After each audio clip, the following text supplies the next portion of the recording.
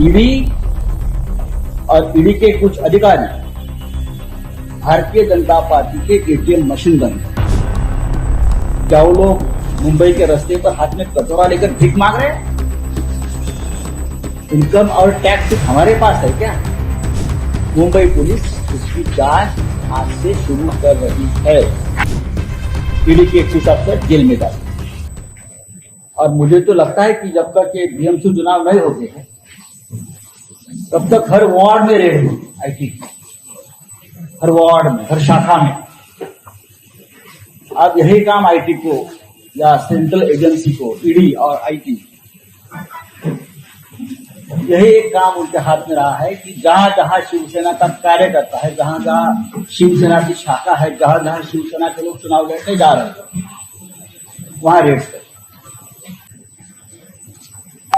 तो सबको मालूम है ये सरकार गिराने की जो साजिश है, सरकार को दबाव में लाने की, शिवसेना के नेतृत्व में जो महाविकास आघाड़ी का गठबंधन हुआ है, उनकी सरकार है, उनको दबाव में लाकर ये सरकार अनस्टेबल, अस्थिर करने के लिए, सरकार गिराने की एक बहुत बड़ी साजिश है। मिस्टर किरीट सोमैया ने एक केंद्रीय मंत्री के बारे में 100 बोगस कंपनी की लिस्ट खुद दी है। अब देखिए ईडी को कोई मिस्टर ढवंगारे है, बीजेपी के बहुत नजदीक थे, आज जो रहेंगे नागपुर के, उनके लगभग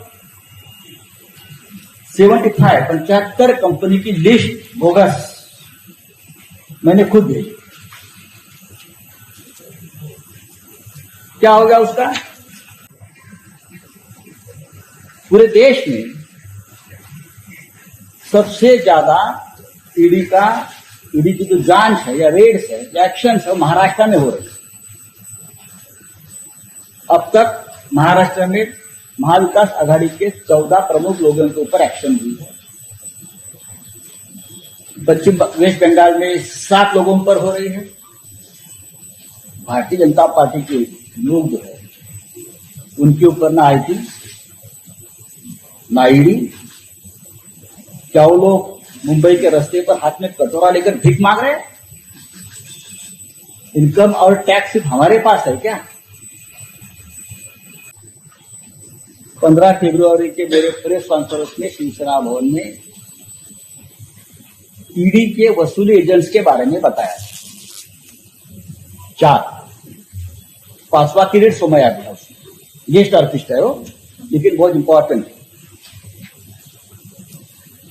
और ईडी के अधिकारी, बड़े अधिकारी, अब उसमें से कुछ अधिकारी तो भारतीय जनता पार्टी का टिकट लेकर चुनाव लड़ रहे हैं। और मैंने सुना कि इस अधिकारी ने, जो ईडी का अधिकारी था, उसने यूपी के 50 उम्मीदवारों का खर्चा भी किया है। ये मैं सुन रहा हूं। वो आप बीजेपी का उम्मीदवार बनकर चुनाव वहां लड़ रहे हैं।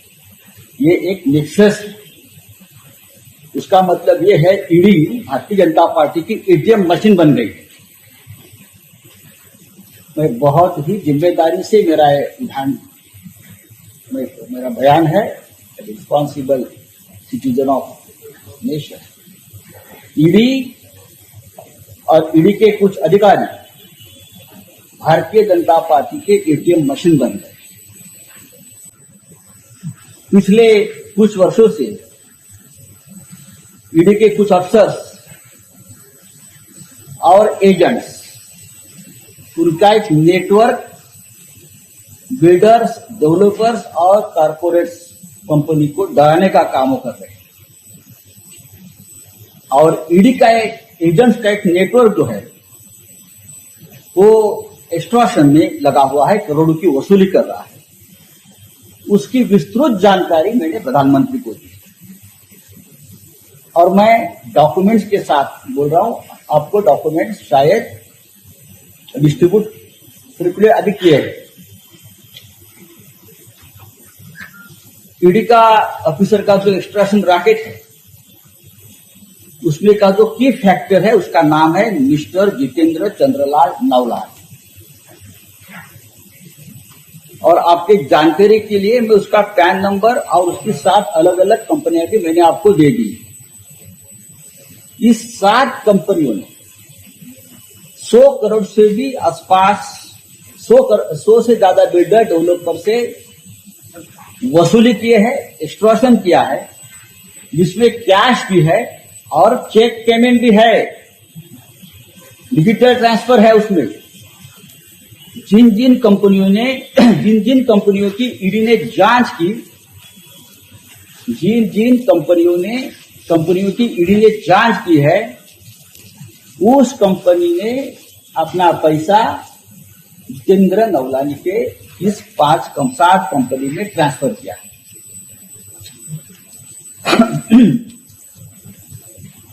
और यही ईडी जो है, ये जो नवलानी है, ये ईडी के senior officers, directors, joint directors, उनके लिए काम करता है। मैं कुछ उदाहरण आपको देता हूं, बाकी सब तो लेटर में है, आप देख सकते हैं। ये मेरा पहला लेटर है और जा रहा है। 2017 में ईडी ने जीवान हाउसिंग फाइनेंस कॉर्पोरेशन लिमिटेड की जांच शुरू की। अचानक जितेंद्र चंद्रलाल नवलानी और उसकी 7 कंपनियों के खातों में जीवान हाउसिंग फाइनेंस और उसकी जुड़ी कंपनी की ओर से 25 करोड़ रुपए ट्रांसफर हो गए। उसके बाद 31 मार्च को 2020 तक एसआर वाधवान और उनके फैमिली की ओर से जितेंद्र नवलानी की कंपनियों के खाते में और 15 करोड़ ट्रांसफर हो। नंबर 2, इसी तरह अविनाश भोसले और उनके मामलों की ईडी ने जांच शुरू कर दी। तुरंत अविनाश भोसले एंड ग्रुप से 10 करोड़ रुपए जितेंद्र नवलानी और उसके 7 कंपनी में ट्रांसफर। यूनाइटेड फास्फोरस के मामले में भी यही हुआ है। जैसे ही ईडी की जांच शुरू हो गई, जितेंद्र नवलानी की 7 कंपनियों में 16 करोड़ रुपए ट्रांसफर हो। गेलॉर्ड कंपनी लिमिटेड, यही हुआ। इस कंपनी के खिलाफ ईडी की जांच शुरू होते ही 10 करोड़ रुपया नवलानी की कंपनी सिक्योर सिस्टम में अनसिक्योर्ड लोन के रूप में रिफ्लेक्ट हो गए। बहुत ही गंभीर बात है। ईडी की जांच शुरू हो गई मॉन्शर fire protection system private limited की कंपनी की। तुरंत 15 करोड़ रुपया नवलानी की इसी कंपनी में ट्रांसफर हो गया। इसी तरह नेरका केमिकल्स की जांच शुरू हो गई ईडी की यहां कंपनी, और बाद में नवलानी के खाते में 10 करोड़ और फिर एजीएल के कंपनी से 15 करोड़ अनसिक्योर्ड लोन के रूप में नवलानी के खाते में ट्रांसफर हुआ। मैंने प्रधानमंत्री जी को बताया ये लिस्ट एंडलेस है और सिर्फ नवलानी की कंपनी में नहीं ट्रांसफर हुआ है, और भी बहुत ऐसे लोग हैं जहां ईडी का पैसा कैश एंड चेक के मामले में और भी उनके एजेंट्स के खाते में ट्रांसफर हुए, कैश में ट्रांसफर हुए, कैश भी दिया है। कैश का फिगर मेरे पास है। ईडी के कौन से अधिकारी का पैसा उसमें है, कहां लिया है, कहां लेन देन हुई है, कितने के लेन देन हुए, पैसा कहां लिफ्ट हुआ है, मैं धीरे धीरे आपको बताते जाऊंगा। कौन है जितेंद्र नवलानी, कहां है ये, किसका आदमी है ये, किरीट सोमैया का उनका क्या संबंध है, ईडी के सबसे बड़े अधिकारी मुंबई दिल्ली इंचार्ज उनका क्या संबंध है, पैसा क्यों ट्रांसफर हो रहा है इसके अकाउंट में। जीवान हाउसिंग, राणा कपूर, ओंकार बिल्डर, सीजीआईएल जैसी कंपनी जो पब्लिक सेक्टर बैंकों का लोन तक नहीं चुका पा रही है, वो जितेंद्र नवलानी को और उसके कंपनी को करोड़ों करोड़ों रुपया क्यों दे रहे हैं। कंसल्टेंसी फी है ये, कौन सी कंसल्टेंसी चल रही है भाई। हाँ, कोई ऑफिस नहीं है, कोई स्टाफ नहीं है, कौन सी कंसल्टेंसी चल रही है? देखिए, ये सब पैसा मुंबई में और दिल्ली में बैठे हुए ईडी ऑफिसर के लिए जमा हुआ, उससे बाहर की देशों में प्रॉपर्टी खरीदी जा रही है, देना नहीं। और आप हमारे लोगों के 1 लाख, 2 लाख, 3 लाख का ट्रांजैक्शन देख रहे हो, आपका ट्रांजैक्शन कौन देखेगा? इस रैकेट में कुछ मुंबई और महाराष्ट्र के प्रमुख बीजेपी के पॉलिटिकल लीडर भी जुड़े, और मैं हवा में बात नहीं कर रहा हूं, आपके पास कागज में नहीं दिए, आपने देखा होगा। और मुंबई पुलिस ये एक्सटॉर्शन रैकेट की, क्रिमिनल सिंडिकेट की जांच आज से शुरू कर रही है। Mumbai police, I repeat, Mumbai police सक्षम है इस क्रिमिनल सिंडिकेट, इस नेक्सस, एक्सटॉर्शन, खंडनी हमारे भाषा में,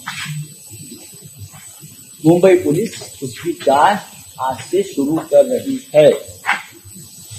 and mark my word, ED के कुछ अफसर जेल में डाले। आज मैंने इस देश का सबसे बड़ा ईडी का घोटाला आपके सामने रखा है। एक छोटा सा पन्ना है जो हमारे पास जानकारी है, और भी आ रहे हैं, और अगले मेरे प्रेस कॉन्फ्रेंस में मैं अधिकारियों के नाम लेकर बताने वाला हूं, किसको क्या मिला है, किसने किससे एक्सटॉर्शन किया है, और जो पॉलिटिकल सिंडिकेट कर रहा है ना हमारे खिलाफ, उसका सूत्रधार कौन है, सब कुछ बताऊंगा।